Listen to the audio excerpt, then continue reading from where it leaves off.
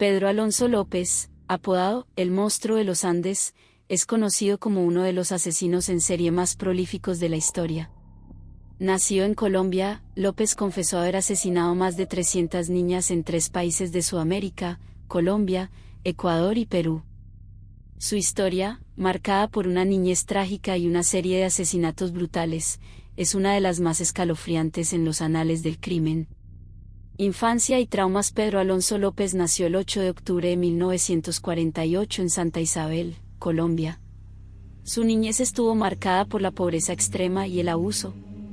Su madre, una trabajadora sexual, lo echó de casa a los 8 años después de que intentó agredir sexualmente a su hermana menor.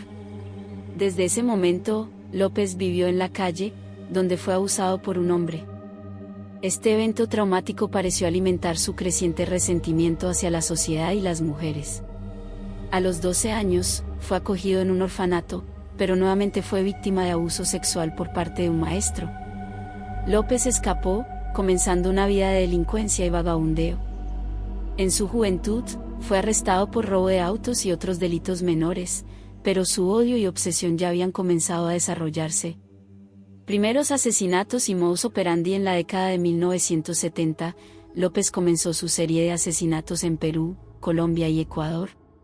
Su objetivo eran niñas entre 8 y 12 años, a quienes atraía con promesas de regalos o trabajos, llevándolas a lugares aislados. Allí, las violaba y las estrangulaba. Su motivación no era solo sexual, sino también de control y poder. Según confesó más tarde, disfrutaba viendo cómo la vida abandonaba a los ojos de sus víctimas.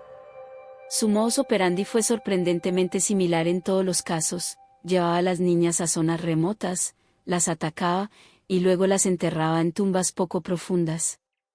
López siempre actuaba solo, y su capacidad para moverse entre fronteras nacionales le permitió evadir a las autoridades durante años. Captura en Ecuador. En 1980, López fue finalmente arrestado en Ecuador.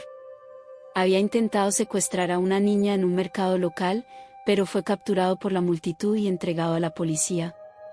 En prisión, López hizo una confesión que sorprendió al mundo entero: admitió haber asesinado a más de 300 niñas en 3 países. Inicialmente, la policía no le creyó, pero tras llevarlos a las tumbas donde había enterrado a sus víctimas, comenzaron a descubrir cuerpos, confirmando sus horribles crímenes. López fue juzgado en Ecuador y, debido a las leyes locales, solo fue sentenciado a 16 años de prisión, la pena máxima permitida en el país. A pesar de la magnitud de sus crímenes, esta condena causó indignación internacional. Personalidad y confesiones. Durante los interrogatorios, López mostró poco o ningún remordimiento por sus crímenes.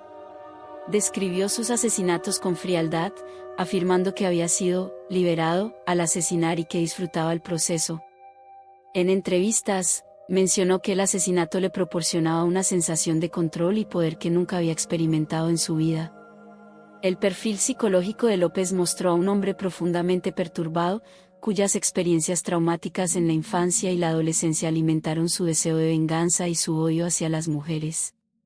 Los psicólogos lo describieron como un sociópata con una completa falta de empatía hacia sus víctimas. Liberación y desaparición. A pesar de sus crímenes, López fue liberado en 1994 después de cumplir solo 14 años de su condena, debido a su buena conducta. Fue deportado a Colombia, donde brevemente fue arrestado por el asesinato de una niña, pero, inexplicablemente, fue puesto en libertad nuevamente. Desde entonces, Pedro Alonso López ha desaparecido. Su paradero sigue siendo un misterio, y se cree que podría estar vivo, ya sea escondido o continuando con sus asesinatos en algún lugar. La falta de un seguimiento adecuado por parte de las autoridades ha causado una gran controversia, ya que muchas familias de las víctimas nunca recibieron la justicia que merecían. Legado y controversia. El caso de Pedro Alonso López es un testimonio de las fallas en los sistemas judiciales y penitenciarios de varios países de Sudamérica. A pesar de haber confesado el asesinato de más de 300 niñas, fue liberado tras cumplir una condena relativamente corta.